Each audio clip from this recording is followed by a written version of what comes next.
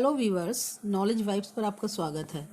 आज का video demand analysis से रिलेटेड है, जिसमें हम लॉ ऑफ डिमांड यानी मांग के नियम के कुछ इम्पॉर्टेंट एमसीक्यूज़ को डिस्कस करेंगे।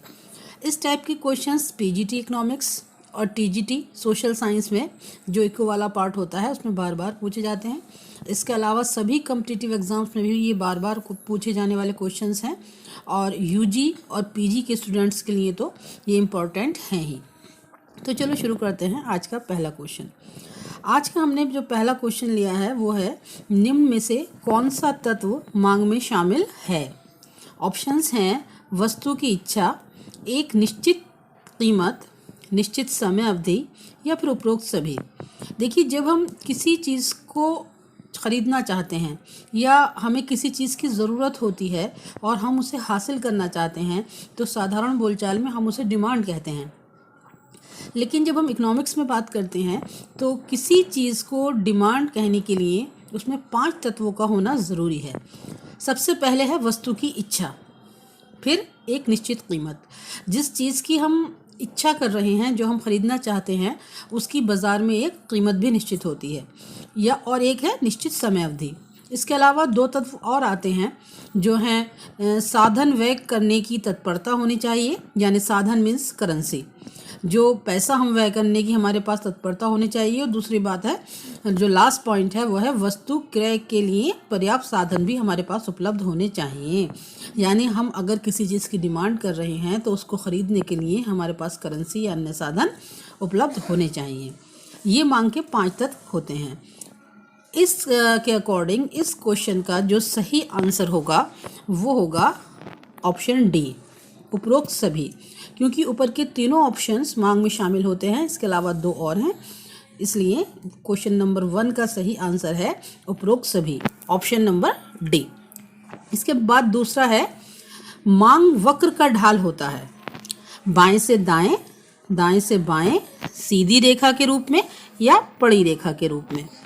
देखिए, हम सब जानते हैं कि जो मांग वक्र का ढाल होता है वो निगेटिव होता है। ये कर्व होता है डिमांड कर्व, और ये हमेशा बाएं से दाएं झुका हुआ होता है। नॉर्मल जितनी भी चीज़ें हैं उन सब के संबंध में मांग वक्र का ढाल बाएं से दाएं होता है और निगेटिव होता है। इसका रीज़न होता है मांग का नियम। प्रोफेसर मार्शल द्वारा एक बहुत ही फेमस डेफिनेशन जो दी गई है वो है कि जब किसी भी वस्तु की कीमतें बढ़ती हैं तो उसकी मांग घट जाती है, और जब किसी वस्तु की कीमतें घटती हैं तो उसका मांग जो है वो बढ़ जाती है। इसलिए ऑप्शन 2 का सही आंसर होगा बाएं से दाएं, ऑप्शन नंबर ए। फिर इसके बाद थर्ड क्वेश्चन है जो है, मांग एवं कीमत में संबंध होता है। डिमांड और प्राइस किसी भी चीज़ के जो होते हैं उनमें कैसा संबंध होता है, सीधा होता है, विपरीत यानी उल्टा होता है। ऑप्शन ए और बी दोनों सही हैं, या इनमें से कोई संबंध डिमांड और प्राइस में नहीं पाया जाता। तो इसका सीधा सा आंसर है कि जब कीमतें घटती हैं तो डिमांड बढ़ती है, और जब कीमतें बढ़ती हैं तो डिमांड घटती है। यानी मांग और कीमत, डिमांड और प्राइस एक दूसरे के अपोजिट चलते हैं। इसलिए क्वेश्चन नंबर 3 का सही आंसर है ऑप्शन बी, विपरीत संबंध होता है मांग और कीमत में। क्वेश्चन नंबर 4 है, मांग के नियम के संबंध में निम्नलिखित में से कौन सा अपवाद नहीं है। यानी जब हम मांग के नियम की व्याख्या करते हैं तो एक वर्ड आता है अन्य बातें समान रहने पर, यानी एक नॉर्मल सी कंडीशंस होना चाहिए तभी मांग का नियम लागू होता है। जैसे कि सब मांग का नियम है कि कीमतें घटने पर मांग बढ़ती है, लेकिन कभी कभी स्थिति ऐसी आती है कि कीमतें बढ़ें और मांग भी बढ़े, तो ये अपवाद हो गया। दूसरा है गिफिन वस्तुओं की स्थिति, एक ऑप्शन इसमें दे रखा है। गिफिन वस्तुएं बहुत ही इन्फीरियर गुड्स जिन्हें कहते हैं, घटिया किस्म की वस्तुएं होती हैं, कभी कभी जिनकी कीमतें बिल्कुल गिर भी जाएं तो उनकी डिमांड पर कोई फ़र्क नहीं पड़ता है। कीमतों में लगातार वृद्धि जो होती है ये भी मांग के नियम का अपवाद है। और अत्यावश्यक वस्तुओं के संबंध में मांग का नियम लागू नहीं होता। जैसे कि मान लीजिए रोटी हम खाते हैं तो गेहूं की कीमत कितनी भी बढ़ जाए लेकिन उसकी डिमांड उसी लेवल पर रहेगी, क्योंकि खाना सबको खाना है। जैसे नमक, जैसे तन ढकने के लिए कपड़े, जितने नॉर्मल लोगों को ज़रूरत होती है उतना कपड़ा तो वो ख़रीदेंगे। इसलिए इसके अपवाद में जो शामिल नहीं है वो है सीमांत उपयोगिता नियम की क्रियाशीलता।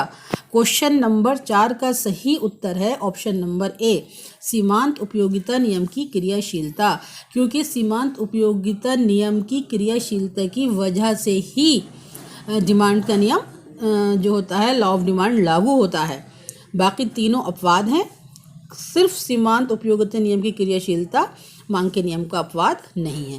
क्वेश्चन नंबर 4 का सही आंसर है ऑप्शन नंबर ए। इसके बाद दूसरा आ जाता है क्वेश्चन नंबर 5, किसी साधन की मांग होती है। साधन होते हैं रिसोर्सेज, जिनको हम उपयोग करते हैं किसी भी वस्तु के निर्माण करने के लिए। जैसे कि कोई अगर प्लास्टिक की कुर्सियां बन रही हैं तो जो रॉ मटेरियल है वो भी साधन में आ जाएगा, जो मजदूर काम कर रहे हैं वो भी साधन में आएगा, जो मशीन या प्लांट लगा हुआ है वो भी साधन में आएगा।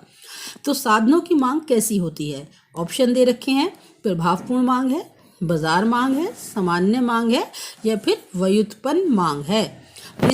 इस क्वेश्चन का सही आंसर है ऑप्शन डी, व्युत्पन्न मांग, क्योंकि जो रिसोर्सेज होते हैं, जो सोर्सेज होते हैं, उनकी डिमांड डायरेक्ट नहीं होती। जिस वस्तु के उत्पादन में वो लगे होते हैं, जब उस वस्तु की मांग बढ़ेगी तो इन साधनों की मांग भी बढ़ेगी।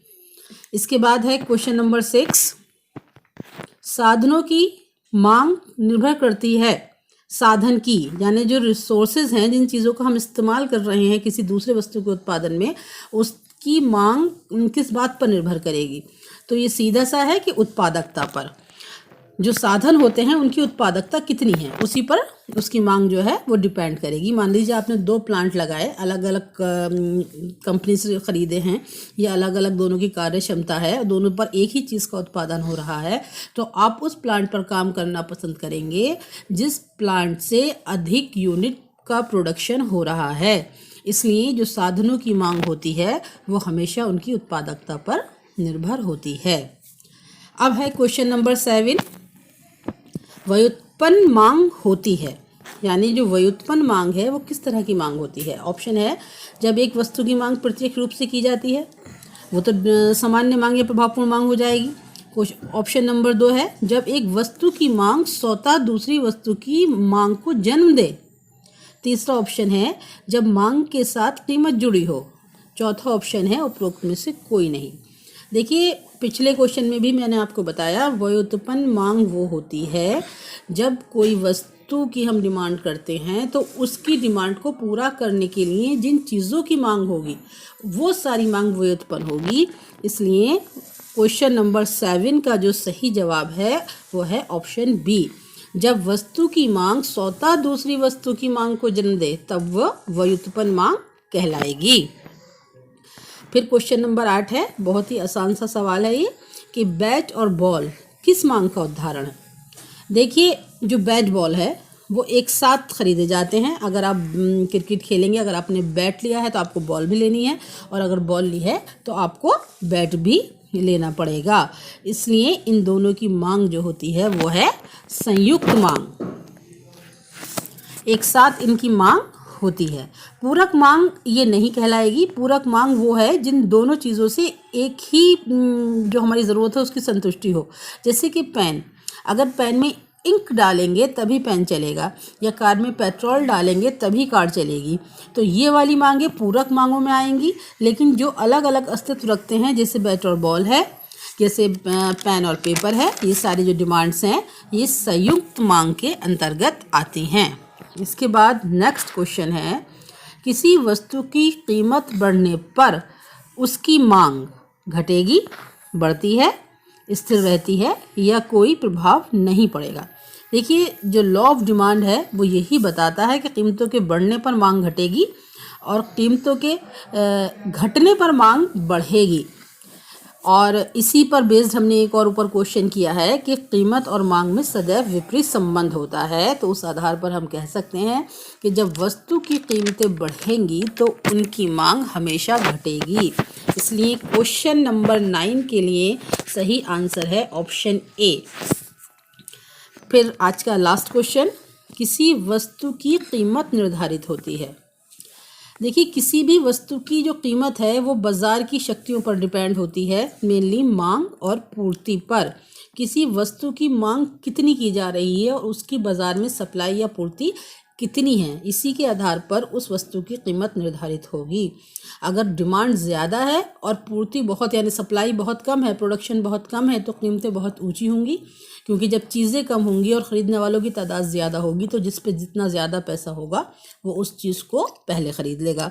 इसके साथ ही अगर पूर्ति बहुत ज़्यादा है और डिमांड नहीं है तो उन चीज़ों की कीमतें नीचे होंगी।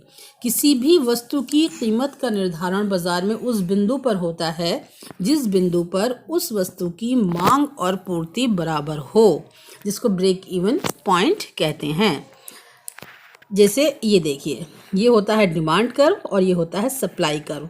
तो ये जो पॉइंट है बीच वाला, इसे आप पीक मान सकते हैं, ये इस वस्तु की कीमत का निर्धारण करेगा।